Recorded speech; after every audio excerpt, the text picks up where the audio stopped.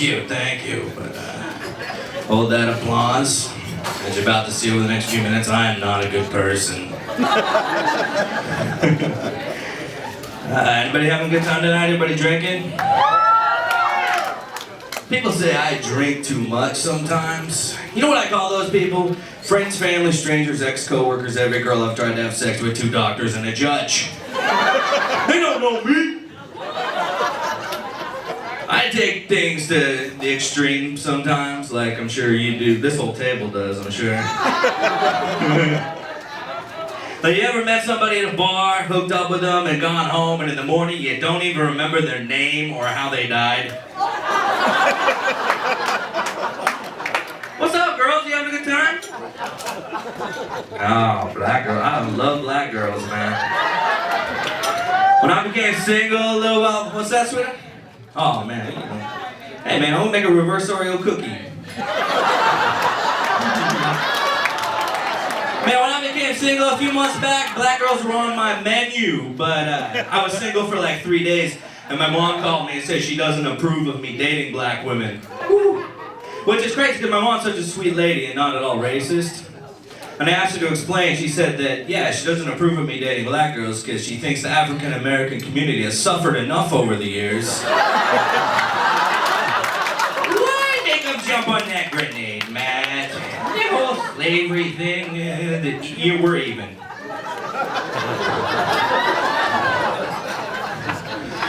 Well, you know, so...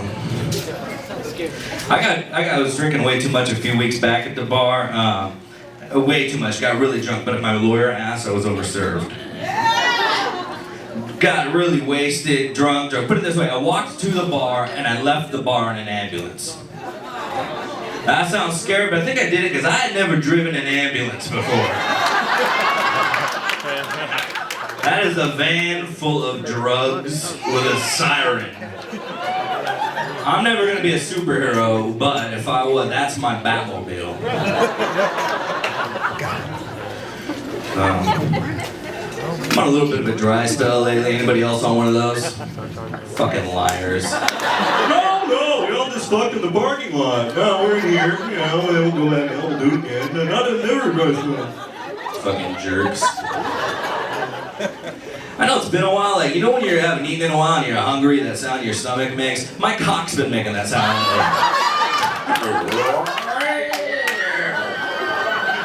That's not funny.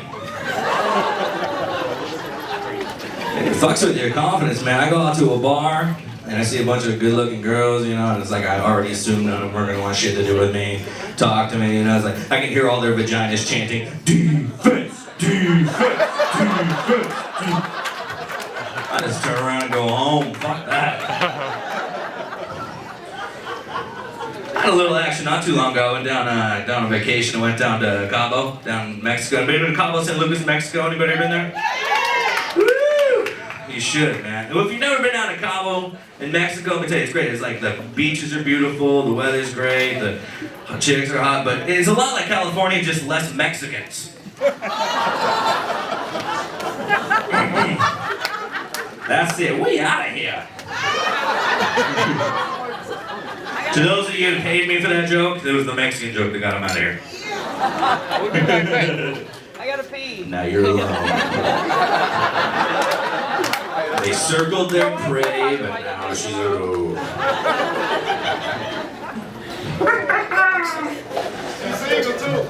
Yeah, so I was down in Cabo and ended up hooking up with a girl. I had sex on the beach. Yeah, it was the thing that was so hot about it. It was like spontaneous, totally unplanned. I was just walking down the beach, and that's where I found her passed out. Oh, I love spring break in Mexico. There wasn't like just one to choose from. I tried the internet dating recently. Anybody ever done that? Oh, yeah, that's a lot. Internet dating, or as I call it, going whaling. First off, it's all bullshit. Like, if girls, if you get on there and you read a guy's profile, it's like, oh, I'm tired of the bar scene. It just makes me feel uncomfortable. I feel awkward going out to a club. It's like, oh, really? Yeah, that makes you feel awkward? That whole, like, room with, like, actual women in the flesh that are all drinking and loosening their morals by the minute.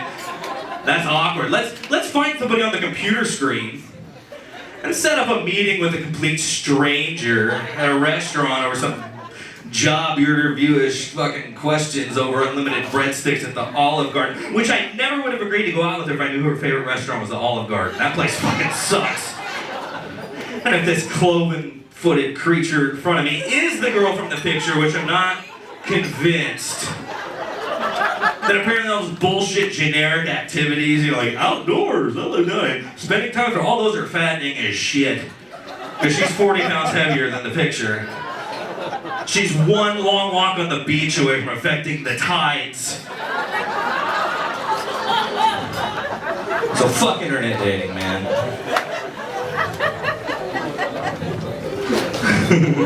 A lot of pressure to do it, man. We gotta get married. Anybody married in here? Yeah.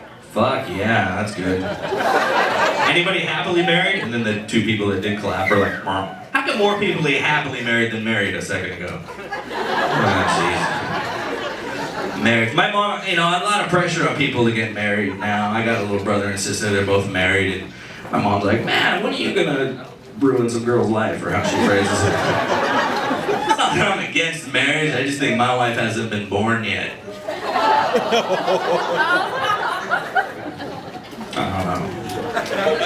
We talk a lot about, like, gay marriage, you know, and the election year. I myself, I was raised to believe marriage is a sacred bond between a man and a pregnant girl. Why would you care about gay marriage? It's like two people really excited to plan a wedding, and gay divorce court would be the shit to watch on TV. I don't understand. I was down on K Street recently. Anybody been down on Sacramento on K Street? Alright, well if you haven't been on K Street, it's like during the daytime there's a lot of business people down there, and at nighttime it's a crime scene with a Quiznos.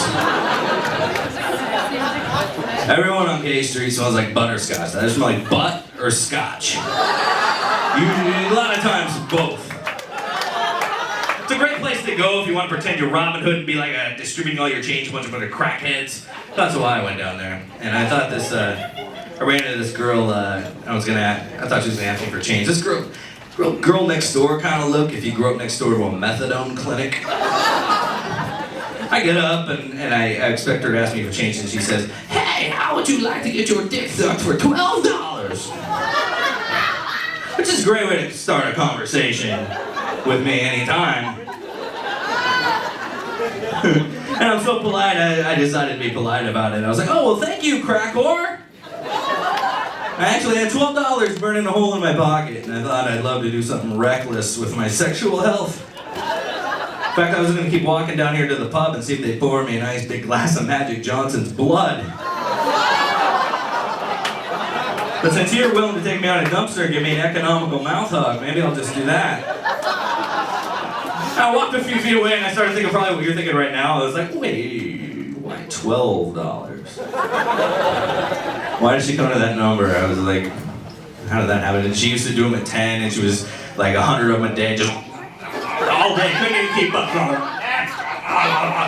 You know, and she's like, I'm just giving this product away. I need to restructure my pricing plan. And she goes up to 15, and then she sat there for like 3 days, not one dick in her mouth. And then she says, oh, I priced myself out of the market.